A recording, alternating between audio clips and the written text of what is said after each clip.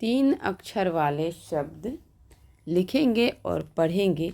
बिना मात्रा वाले शब्द। तो देखिए वीडियो को अच्छे से और पढ़ते भी हैं, लिखेंगे भी।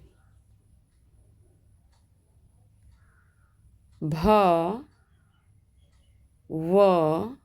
न भवन, श ह र शहर, म द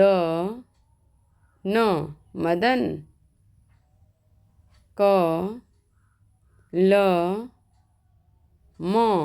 कलम, न म क नमक, प वो न पवन, प ह ल पहल, म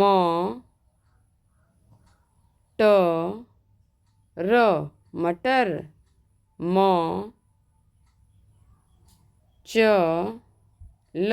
मचल, ओ ध र उधर, न ग र नगर, न म न नमन, च न क चनक, ज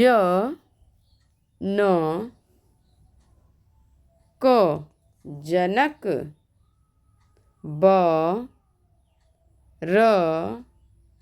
स बरस, र ग र रगर, क न क कनक,